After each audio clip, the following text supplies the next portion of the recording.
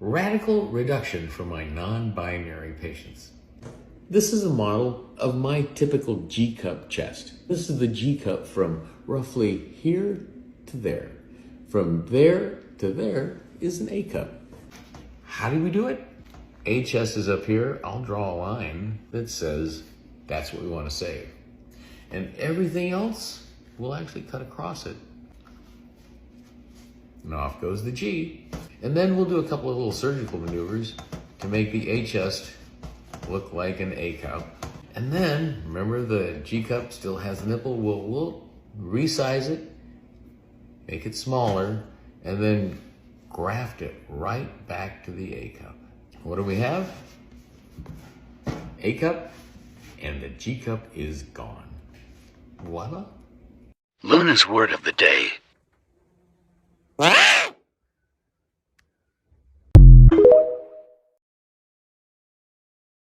Pride flag meanings in 30 seconds or less. Being pangender means identifying as a person whose gender identity encompasses multiple genders. It goes beyond the traditional binary understanding of gender, acknowledging and embracing the existence of a wide spectrum of gender identities. Pangender individuals may feel a sense of connection to different genders or experience their gender as fluid, fluctuating between various identities. It is a way for individuals to express their authentic selves and reject the limitations of binary gender system, promoting inclusivity and acceptance of diverse gender identities within society. Pride flag meanings in 30 seconds or less. Aboromantic refers to experiencing fluctuating romantic orientations, where one's attraction to romance can change over time. Unlike individuals with a fixed orientation, aboromantic people may feel varying levels of romantic interest that may change more frequently over the course of hours, days, months, or years. The word aboromantic has the same Greek root as aberosexual, suggesting fluidity in attractions, but these terms are different in that one refers to a romantic attraction and the other to sexual attraction. Did you know there's actually lots of different types of testosterone gel that you can use? I've used 3 of them because insurance reasons, and I wanted to review them. Also, I just cropped this jacket, and I think it looks perfect, and I would like you to give me some praise. Thanks. Okay, back to the video. This is not going to be a scientifically based video at all, this is just my personal experience. The first one that I used came in a packet form, kind of like a ketchup packet, and I gotta say, it was stinky, it was slimy, it was messy, got over everything, not a fan. I would say the one advantage of this style of testosterone is that you could use the packet itself as an applicator. So I would tear off a little packet, I'd put it on my thigh because I needed a big surface area or else it would fall off. Honestly, this stuff was so slippery. And then I could use the packet to wipe stuff on. So, you know, double function, we love that. The second one that I used came in a tube form, kind of like a thing of toothpaste. The thing with toothpaste though, have you ever struggled to get all of the toothpaste out of the goddamn tube? Don't put liquids in tubes. We can't get stuff out of the... I was very frustrated with this testosterone application type. Also, there's less liquid inside of these tubes, and like different application types, the different types of gel, there's different chemicals that make up the gel, right? The gel is just what carries the testosterone. So the gel type can actually change. And there was just less, there was way less in the tubes than there are in the packets. So I felt like I was getting less tea, and that made me anxious. The last one I started using though is my absolute favorite. It's this guy right here, the Pop.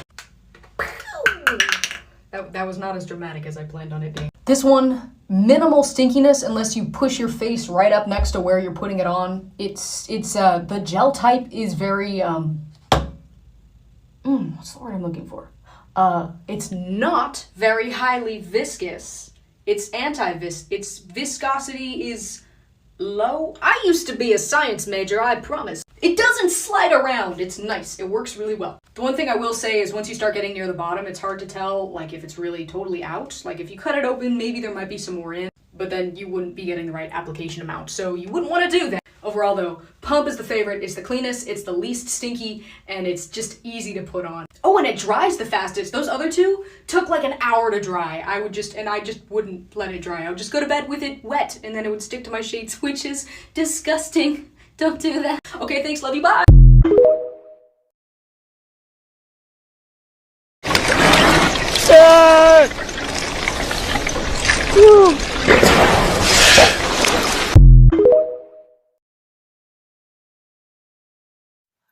For anyone who needs to hear this, when you change your name, after you get the court document, take that beautiful piece of paper and go change your license. Change the license first. Because if you don't, everything gets messed up, and nobody tells you that until you're already in it. Do the license first. And the Social Security card, once you've gotten your court paper and your license, Social Security card's free, by the way. You literally just take that court doc, walk in the office, and beautiful, new card on the way. Do the license first, because if you don't, you can no longer pay your bills, because you can't cash the damn check that you get paid with, which causes a multi-week delay in any kind of funding, which makes it really stressful. So, for the love of whoever you believe in, do your license first. Because you can't do anything else without that stupid piece of plastic with your face and name on it. Okay, does anybody, like, if this resonates with you, like, you know, hey, what's up? If it doesn't, oh well, like, don't come at me. But, like, does anybody else feel like, and this is, like, specifically for, like, autistic people, like, do you feel like there are times where, like, you know things, like, you fully can understand a concept, and you know what's going on with the concept, but you don't have the words for it. You do not have the right words to describe what you mean. So when you try to explain to people and you talk to people about it, they think that you don't know what you're talking about, but you just do not have the right words to articulate what you mean.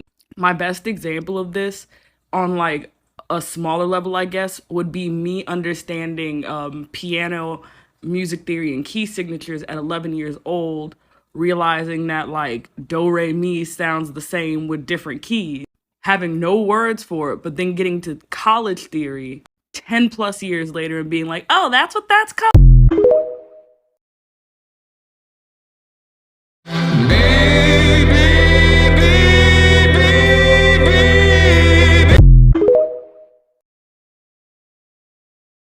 When in a debate, always ask the question, what proof or evidence would it take to change your opinion? If they can't answer this question, then you either already won the debate or you should stop wasting your time.